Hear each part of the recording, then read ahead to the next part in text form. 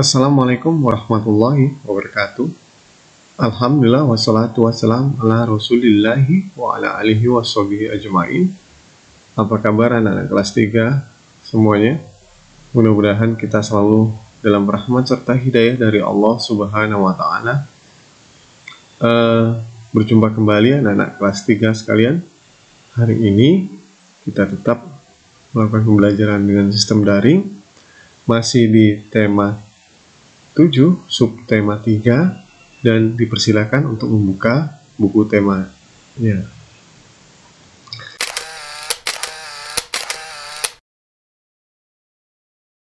Baiklah anak-anak sekalian, pada kesempatan kali ini, seperti biasa, tolong videonya jangan dipercepat, karena Bapak akan sedikit menjelaskan materi pada kesempatan kali ini.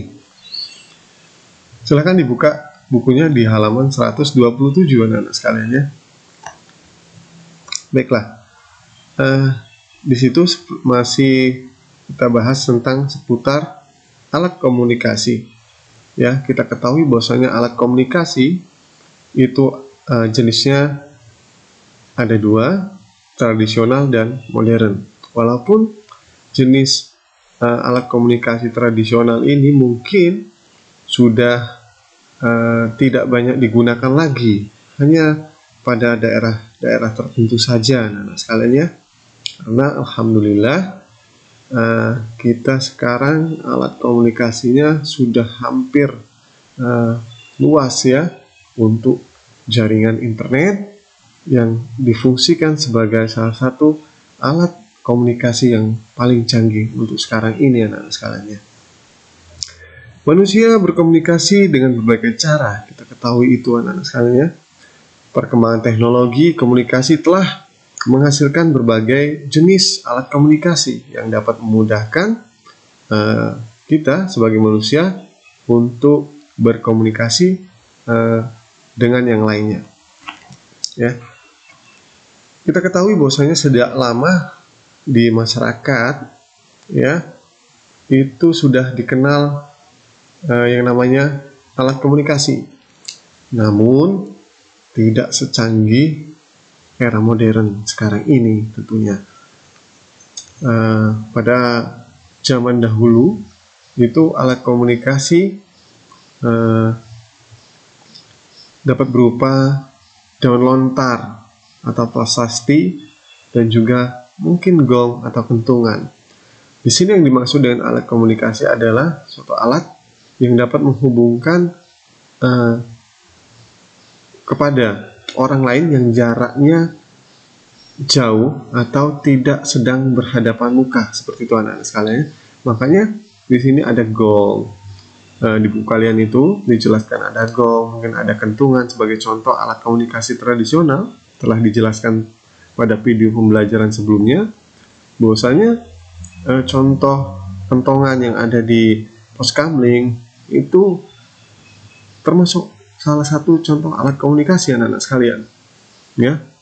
Jadi ketika mau mengumpulkan warga tidak harus datang ke rumah warga tersebut ya, cukup dengan memukul kentongan atau memukul gong, maka mungkin para warga itu sudah paham ya, tentunya dengan kesepakatan terlebih dahulu dibuat ya. Kalau suaranya satu kali kentongan ada kumpulan, mungkin kalau suaranya 2 kali mungkin ada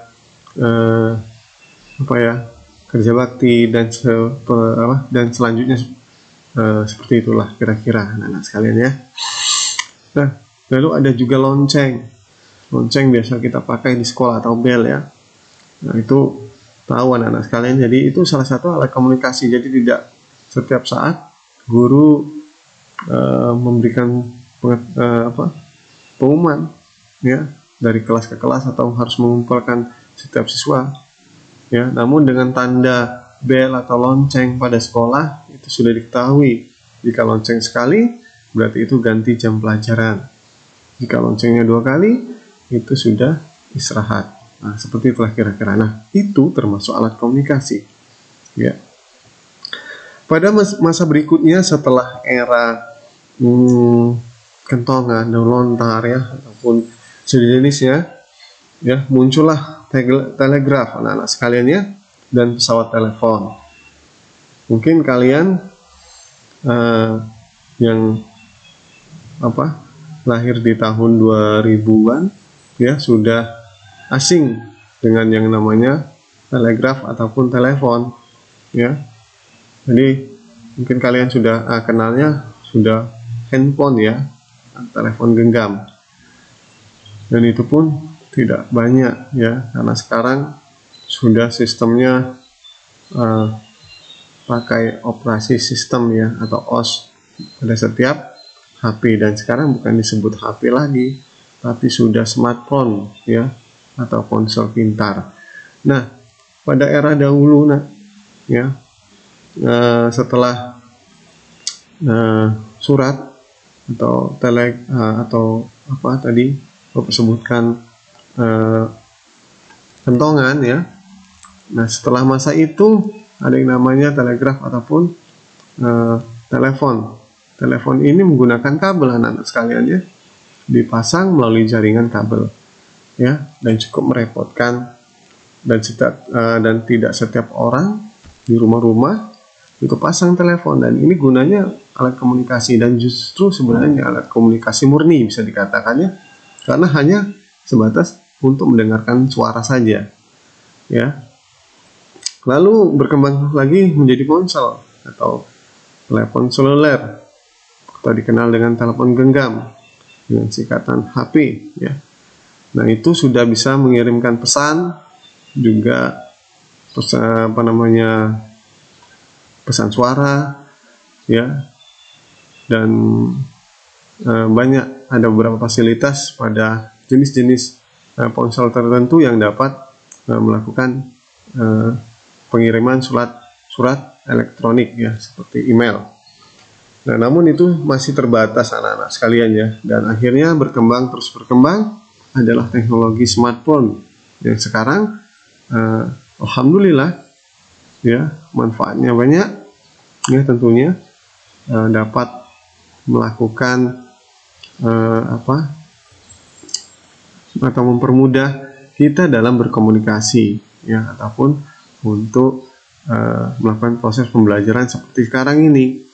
Namun di balik itu semua tentunya ada ya yang menjadi kehati-hatian bagi kita anak-anak sekalian, terutama bagi kalian anak-anak sekolah ya, masih sekolah.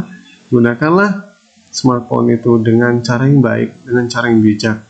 Gunakanlah untuk hal-hal yang bermanfaat ya, karena pada dasarnya alat tersebut diciptakan itu untuk berkomunikasi, memudahkan kita melakukan komunikasi kepada siapapun ya, yang tidak terbatas dengan jarak, seperti itulah ya. Jadi dimanapun kita berada sekarang bisa berkomunikasi, apalagi pada saat pandemi COVID-19 ini anak sekalian ya. Kita ketahui bahwasanya di masa ini kita sangat membutuhkan ya sarana tersebut ya, smartphone yang dibekali dengan internet yang baik, sehingga kita dalam berkomunikasi kepada warga kita yang jauh atau melakukan pembelajaran jarak jauh, kita dapat lakukannya dengan baik, seperti itu. Demikian anak-anak sekalian sedikit penjelasan materi yang dapat Bapak sampaikan pada kesempatan kali ini, dan tugasnya hari ini adalah silakan dibuka di halaman 129 ya. Lalu di situ ada lengkapi kalimat berikut. Kerjakan dari nomor 1 sampai nomor 5. Tulis yang rapi, jangan banyak coretan, dan tetap semangat belajar dari rumah. Bapak akhiri, wassalamualaikum warahmatullahi wabarakatuh.